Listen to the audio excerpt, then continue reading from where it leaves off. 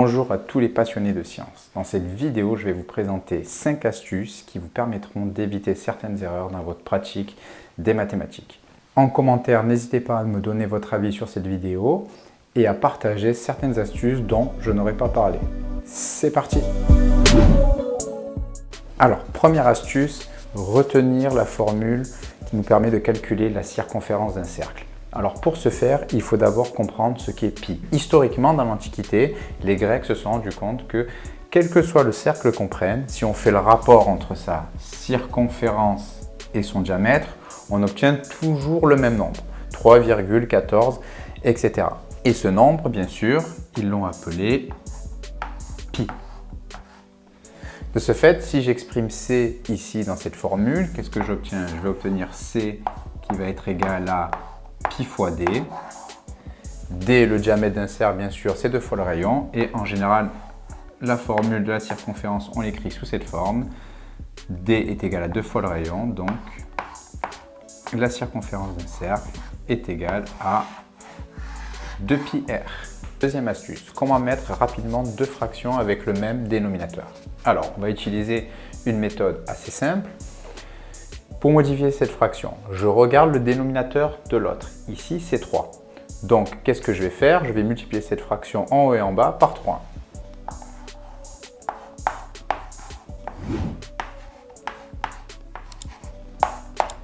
Je fais la même chose avec la deuxième fraction. Ici, le dénominateur de la première fraction est 5. Donc, je vais multiplier cette fraction en haut et en bas par 5.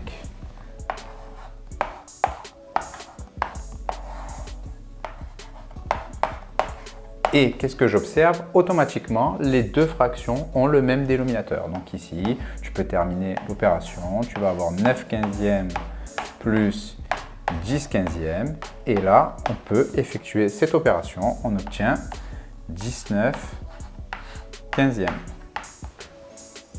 Alors, troisième astuce. Comment trouver les solutions pour ce type d'équation? Alors, quand on apprend à résoudre des équations, au départ, on n'a pas d'outils élaborés. Et donc, parfois, en allant un peu vite, on a tendance à se tromper sur ce type d'équation qui est pourtant très simple.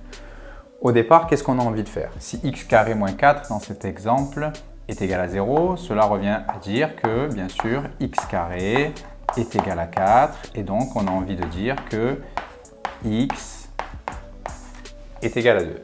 C'est juste, mais parfois, les élèves s'arrêtent ici. Or, il y a une autre solution. Si tu ne veux pas oublier cette solution, autant rajouter une étape intermédiaire dans ton raisonnement en utilisant les identités remarquables. Avec cette méthode, tu seras sûr de ne pas oublier de solution. Donc, on va plutôt faire ici, dans cet exemple, on se dit que x carré moins 4 est égal à 0. Donc, cela revient à dire que x moins 2 facteur de x plus 2 est égal à 0 si on utilise les identités remarquables. D'accord? Là, on a quelque chose de la forme a carré moins b carré. Donc, on utilise les identités remarquables. Et là, qu'est-ce qu'on obtient? On obtient un produit qui est nul. Donc, si ce produit est nul, ça veut dire que soit ce facteur est nul, soit celui-ci est nul. Autrement dit, qu'est-ce que nous avons? X moins 2 qui est égal à 0, ce qui revient à dire que x est égal à 2.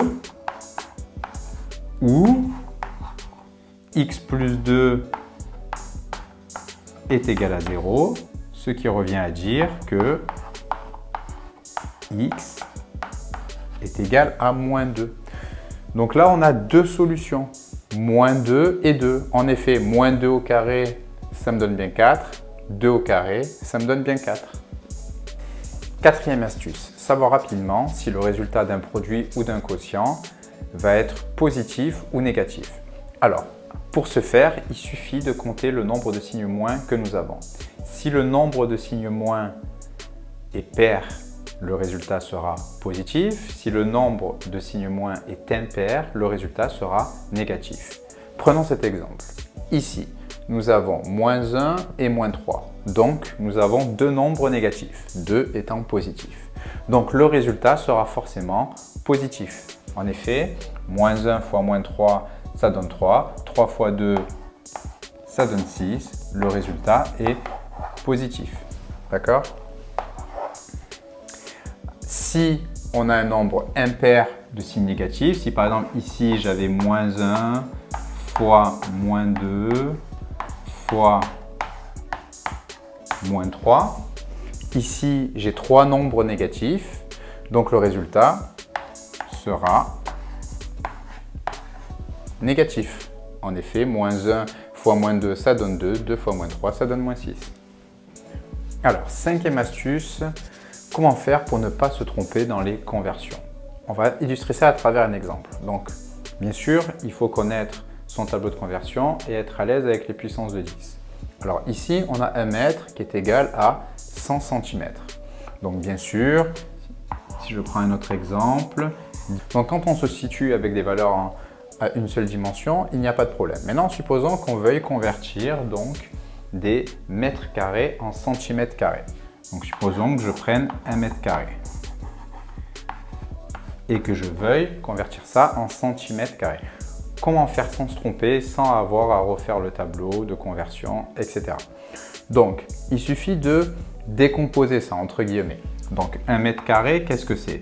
Là, si j'ai des mètres au carré, ça veut dire que j'ai des mètres multipliés par des mètres. Or, on vient de dire que 1 mètre est égal à 100 cm. Donc ici, qu'est-ce que ça veut dire? Ça veut dire que je vais avoir 1 mètre fois, on va dire, je vais avoir 1, pardon, fois 100 cm fois 100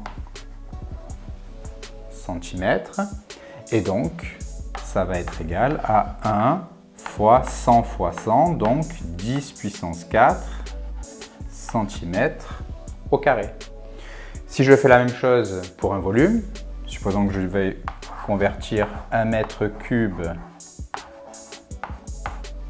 en centimètres cubes, je fais le même raisonnement. Donc regardez, je vais avoir 1 fois, donc là qu'est-ce que j'ai? J'ai 1 mètre fois 1 mètre fois 1 mètre.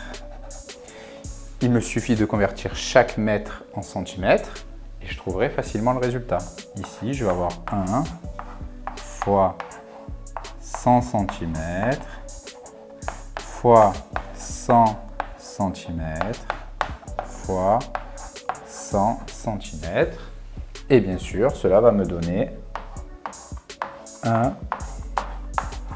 fois 10 puissance 6 centimètres cubes. Voilà pour ces 5 astuces mathématiques. S'il y a d'autres outils que tu aimerais que je présente ou autres, n'hésite pas à me dire en commentaire. Bien sûr, si la vidéo t'a plu, n'hésite pas à t'abonner, à aimer, à partager et je vous dis à bientôt.